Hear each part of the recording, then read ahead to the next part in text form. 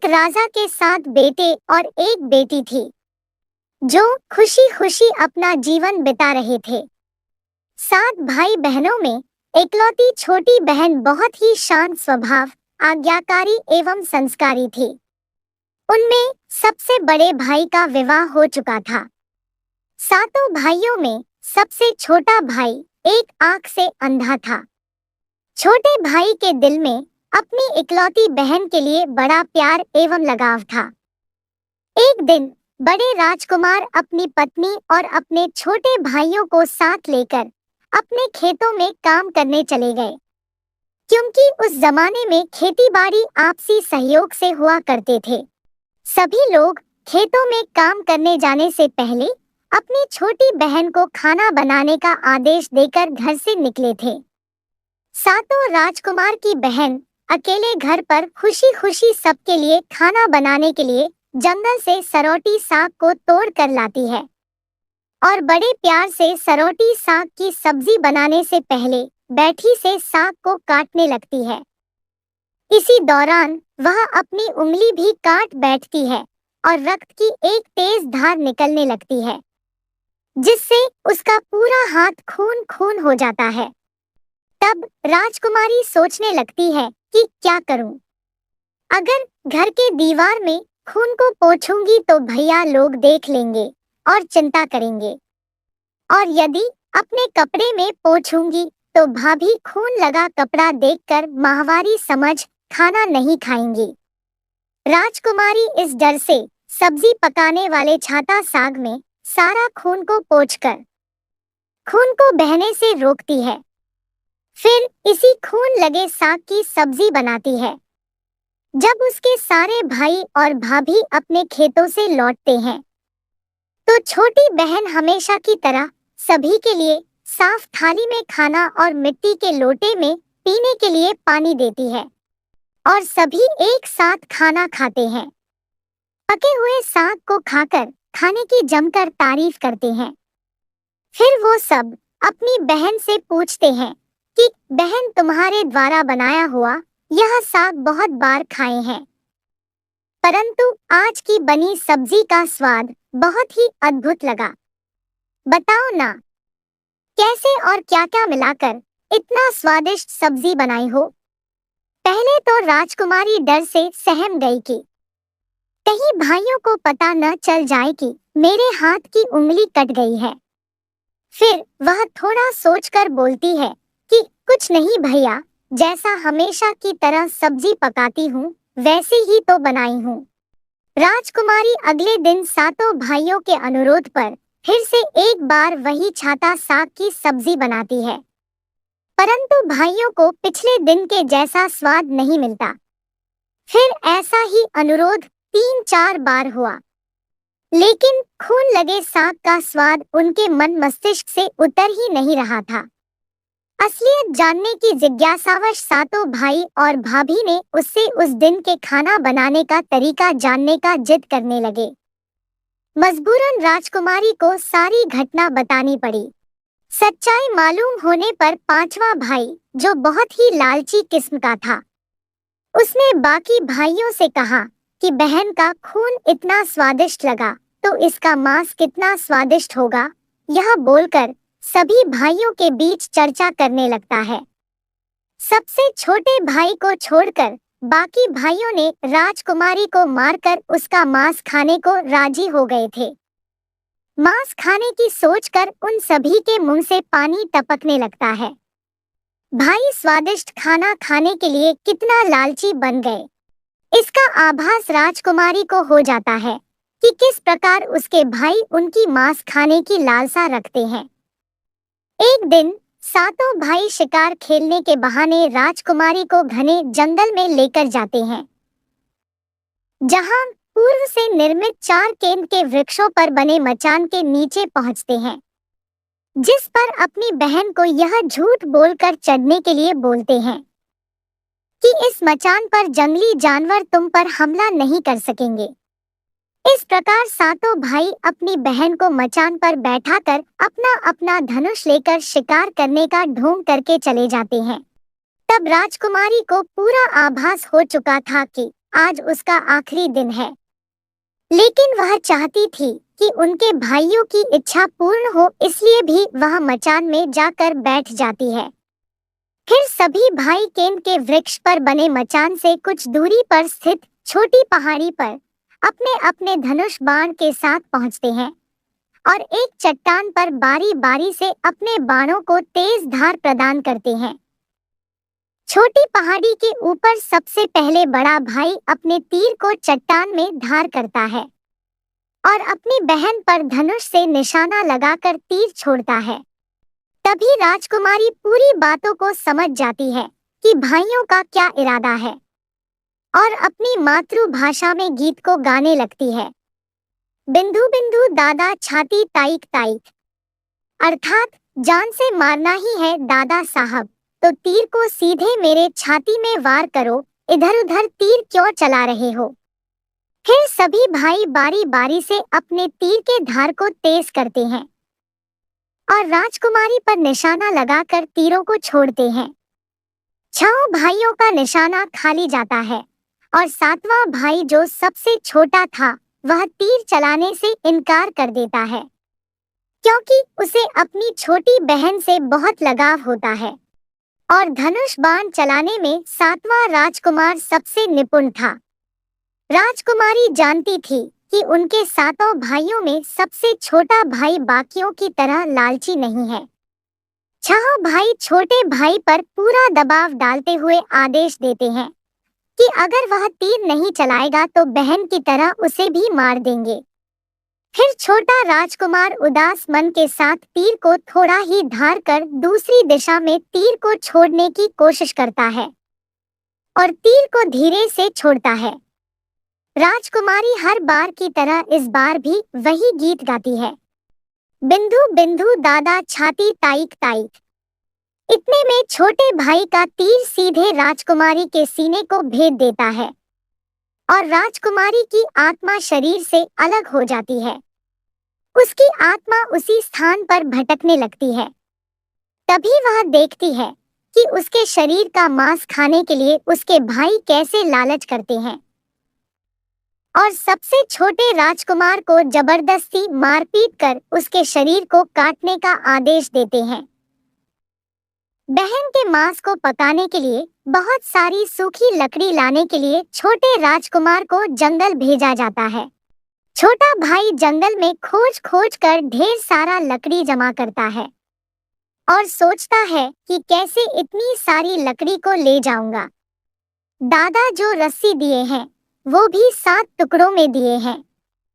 उन्हें जोड़ने पर भी यह रस्सी इन लकड़ियों को नहीं बांध पाएगा।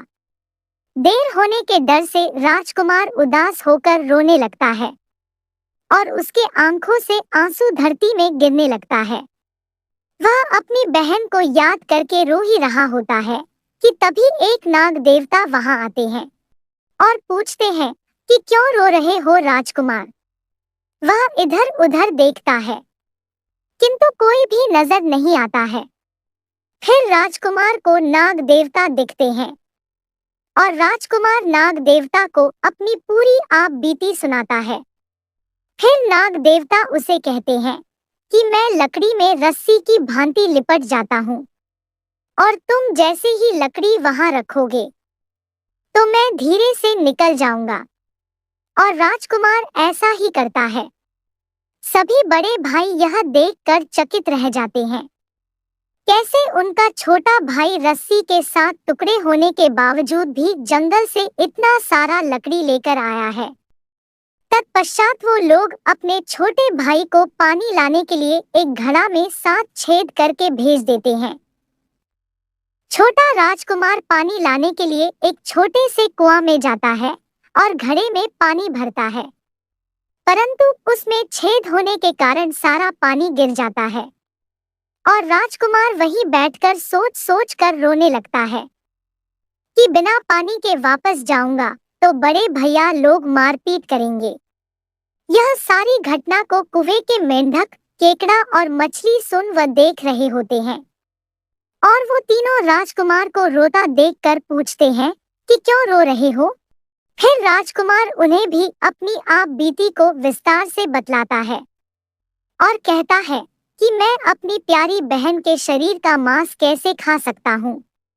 नहीं खाऊंगा तो बड़े भैया लोग मुझे मारेंगे। तब मेंढक कहता है कि तुम परेशान मत हो। हम सब मेंढक घड़ा के छेद में चिपक जाते हैं। फिर मछली और केकड़ा बोलते हैं कि तुम हमें लेकर चलो। तुम्हारे भाई जब राजकुमारी के मांस को खाएंगे तब तुम मछली को खाना, और जब वो हड्डी को खाएंगे तब तुम केकड़े को खाना। बड़े भाइयों को शक नहीं होगा। फिर राजकुमार ने बिल्कुल वैसा ही किया जैसे केकड़े और मछली ने कहा था। रात को जब राजकुमारी का पका हुआ मांस खाने को परोसा गया, तब बड़े भाइयों से छुपाकर वह मांस को दीमक के तिल्हे में डाल देता है, और समय बीतने पर वहां बांस का एक बड़ा झुंड उगता है।